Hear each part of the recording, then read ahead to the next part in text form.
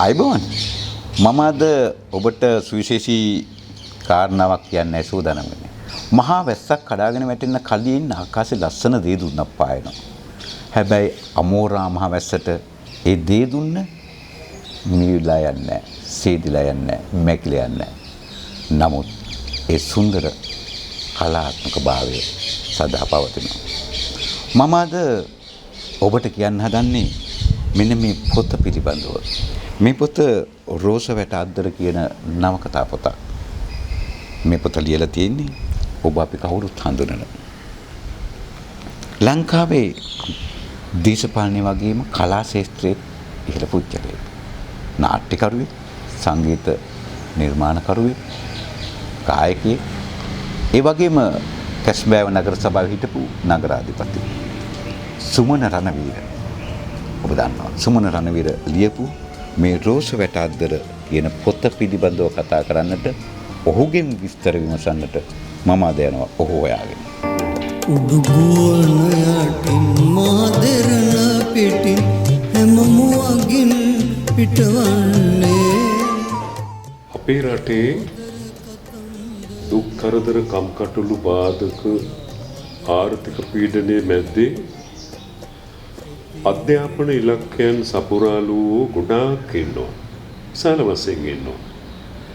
නමුත් දුක් මහන්සියෙන් ඉගෙන ගත්තට ඒ අයට රජයේ රැකියාවක් සොයා ගැනීම කියන එක මහ විශාල අභියෝගයක්. ඒ අය ඒකට උත්සාහ දරනවා. නමුත් කොයිතරම් අධ්‍යාපනය ලැබුවත්, උපාධිය හැදෑරුවත් ඒ අයට රැකියාවක් සොයා ගැනීම කන කැස්බෑ විය සිදුරෙන් අහස බලනවට වඩා අමාරුයි. නමුත් සමහර තරුණ දරුවන් ඉන්නවා අධ්‍යාපනය සාර්ථක කරගෙන. නමුත් රැකියාවක් ලැබෙන තුරු ඉවසිලිවන්තව ඉන්නවා.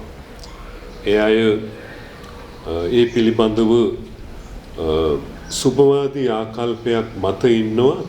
කවදා හෝ මට රජයේ රැකියාවක් ලැබේවි. ඒ ලැබෙනකම් මං ඉවසගෙන ඉන්නවයි කියලා එතන සුභවාදී චරිත විශාල වශයෙන් අපේ රටේ ඉන්නවා. මාද සිතුවම් මෙවේ විදේ මීදුම් වලා මැද අතීතයේ. ආසිරිගම කියන්නේ හත්ත පිටිසර ගම්මානය.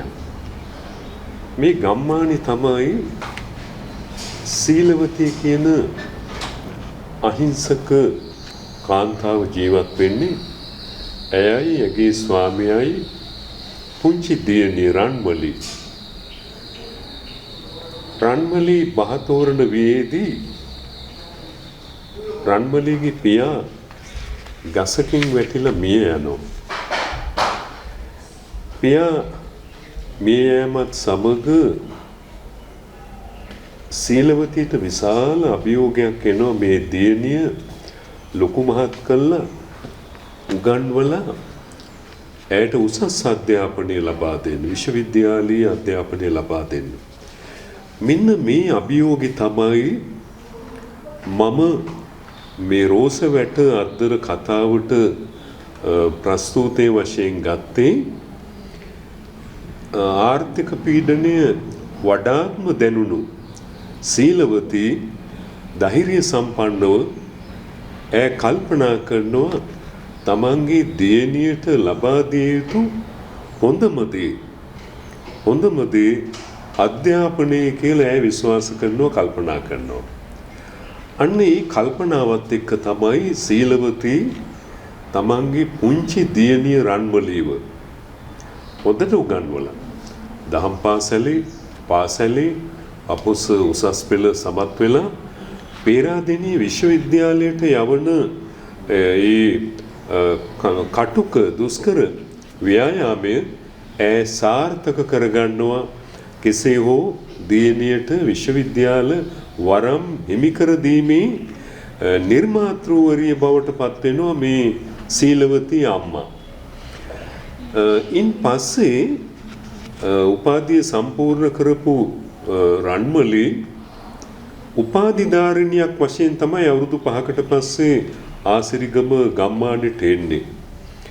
ඒ ගම්මානයට ආවයන් පස්සේ ආසිරිගම ඉන්න එකම උපාධිධාරිණිය බවට පත් වෙන්නේ රන්මලී.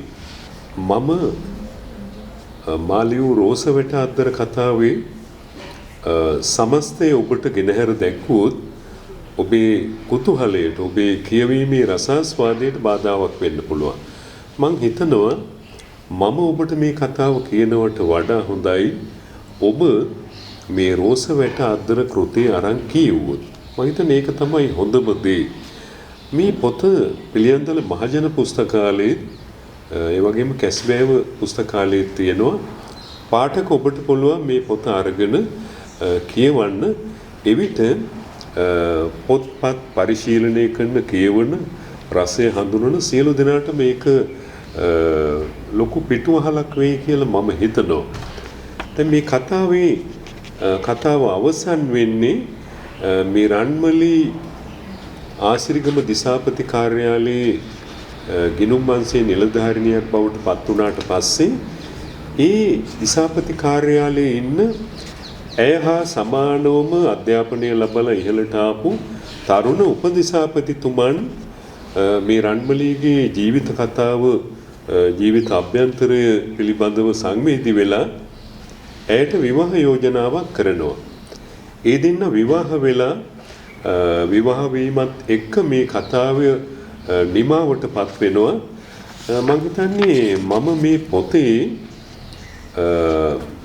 මේ කතාවේ නිමාව සනිටුවන් කරන්නේ මම විසින් ලියන ලද ලස්සන කවියකින්. මම මේ කවිය ඉදිරිපත් කළා මගේ අදහස් දැක්වීම නිමා කරන අතරේ යලිත් පාඨකින්ට ආරාධනා කරනවා රෝසවැට අද්දර කෘතිය කියවන්න. එසේ කියවීමෙන් එහි කතුවරයා වන මට ඉදිරියේදී මේ ලේඛන කලාවේ නියුක්ත වන්නට ලැබෙන්නේ කිව නොහැකි තරම් ශක්තියක් පිටුබලයක්. මෙන්න මෙහෙමයි මේ කවිය මම මේ පොතේ අවසානයේට එකතු කළේ. ආදරයකට ආදරයක් පඳුරු බැඳ සෙනෙහස පිරි ඉතිරෙයි අදවතේ මැද සංජය රන්මලී යුවලගේ අඳුර බිඳ රෝස වැට උඩින් පායයි ඔසුන් සඳ රෝස වැට උඩින් පායයි ඔසුන් සඳ